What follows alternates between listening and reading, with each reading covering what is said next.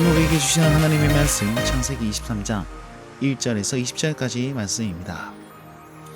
23장의 내용은요, 사라의 죽음과 그리고 그 죽은 사라를 위해서 매장지를 찾고 구입하는 장면입니다. 그것에 대해서 어떤 의미를 지는지 함께 살펴보고 삶에 적용했으면 좋겠습니다. 자, 사라가 1절 보니까 죽습니다. 127세에 죽었다라고 얘기하고 있고요. 127세는 아마도 가나안에 들어온 지 62년 후, 그리고 이삭이 37세 때에 사라가 죽습니다. 그리고 어디서 죽었냐? 가나안 땅 헤브론에서 죽었다 이렇게 얘기하고 있는데, 헤브론은 어디냐? 기럇 아르바라는 옛 이름을 가지고 있는 그런 도시였고요. 기럇 아르바는 아르바의 도시입니다. 아르바는 누구냐? 아낙 자손 중에 가장 큰 자다라고 여호수아 말씀에 그렇게 얘기를 하고 있거든요. 그리고 또 하나는 기럇 아르바는 숫자 4라는 의미를 포함하고 있습니다. 아마도 4명의 동맹, 아브라함을 포함한 4명의 동맹이 거주했던 그곳이 바로 기럇 아르바다라는 그런 동맹의 어떤 친숙함에 대한 지명일 수도 있겠고, 또한 아르바의 도시다라는 것을 강조할 수도 있습니다. 어쨌든 이 둘 중에 어떤 것이든 간에 더 중요한 사실은 뭐냐면 가나안 땅이라는 사실입니다. 헤브론이 어디냐? 가나안 땅이다라는 것이 오늘 본문에서는 핵심 키워드로 나타나 보이고 있습니다. 자, 아브라함이 사라를 위해서 슬퍼하고 애통합니다. 여러분, 아브라함 등장 이후에 누가 죽었는데 슬퍼하고 애통했다라는 것은 거의 등장하지 않습니다.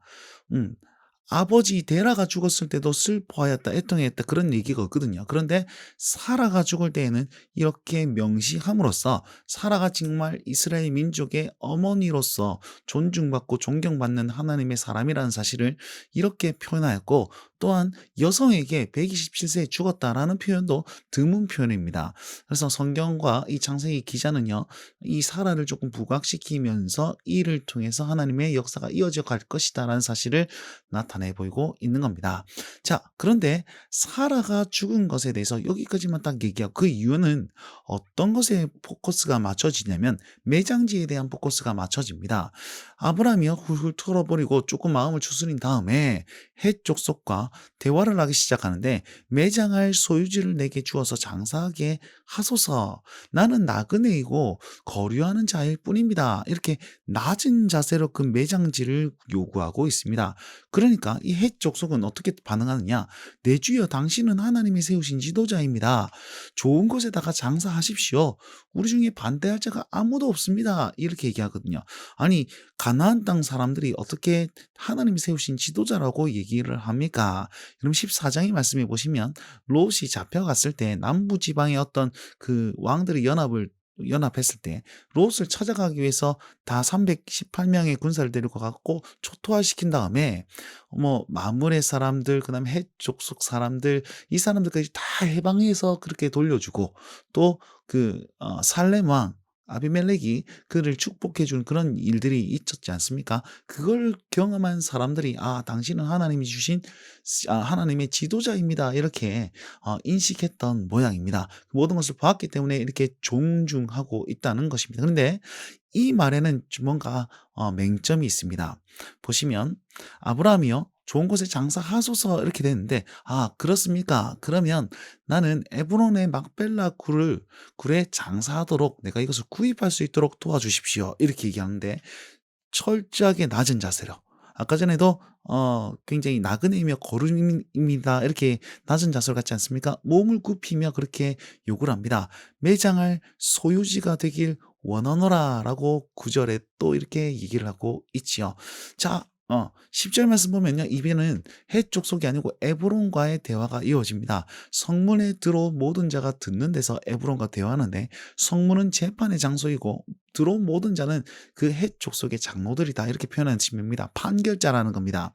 그러면서 에브론이 내 주여, 밭과 굴과 내 동족 앞에서 당신께 드릴 것이니, 밭도 드리고 굴도 드리고 내 동족 앞에서 당신 앞에 명확하게 드릴 것이니 죽은 자를 장사하소서. 뭔가 좋은 내용이지 않습니까? 근데 13절 말씀 보니까 그 값을 당신에게 치르고 내게 받게 하소서. 아브라함이 이렇게 답변합니다. 자, 땅을 주겠다 그러고, 나는 돈을 주겠다 그러고, 난 돈 안 받겠다 그러고, 굉장히 이제 중요한 어떤 좀 긍정적인 부분이지 않습니까? 그런데 아브라함이 몸을 굽혀서 그렇게 얘기하는 의도는 에브론은요, 내 땅에다가 그냥 매장하소서. 그냥 장사 지내고 내가 매장지를 대여해 주겠다 이런 뜻이고, 아브라함은 이 돈을 줘서 내가 소유할 수 있도록 해달라 이걸 요구하고 있는 겁니다. 그러니까 그 이방 땅에서 가장 낮은 자세로 자기의 자존심과 모든 것을 다 내려놓고 그렇게 요구하고 있는 모습들이 나타나게 된다 그러는 것이죠. 고대 사회에 땅을 준다는 사실은 뭐 조상들이 이어준 그 유산을 준다는 것이기 때문에 굉장히 큰 결단이었단 말입니다. 그렇기 때문에 이렇게 얘기를 하고 있는데, 굳이 땅을 소유할 이유가 무엇이었습니까? 자, 그 나중에 살펴보도록 하겠고요. 자, 땅의 값은 400세겔입니다라고 얘기하면서 이 에브론이 그렇게 가격을 제시합니다. 자, 당신과 나 사이에 무슨 문제가 되리까? 이건 관계가 좋다는 말이 아니고 니도 부자고 내도 부자고 이 정도 값은 그냥 치를 수 있지 않습니까? 400세겔은 굉장히 많은 돈입니다. 1000년 이후에 그 다윗 시대에 오르난의 타작마당을 구입할 때 50세겔을 주고 구입을 하거든요. 그럼 1000년 전 시세로 보면 400세겔이라는 사실은 엄청나게 큰 돈이다 우리는 예상할 수가 있습니다. 자, 결국 그 돈을 지불하고 아브라함의 소유로 확정되고 매장할 소유지로 확정되었다라고 오늘 본문은 마치고 있습니다. 자, 이것이 중요하다는 사실이죠. 소유지로 확정되었다라는 겁니다. 자, 그리고 앞에 절 보시면 매장지라고 하지 않고 매장할 소유지라고 얘기합니다. 소유는 내가 가지는 것 아니겠습니까? 그러니까 헷 족속 사람들 에브론은 그냥 빌려주겠다.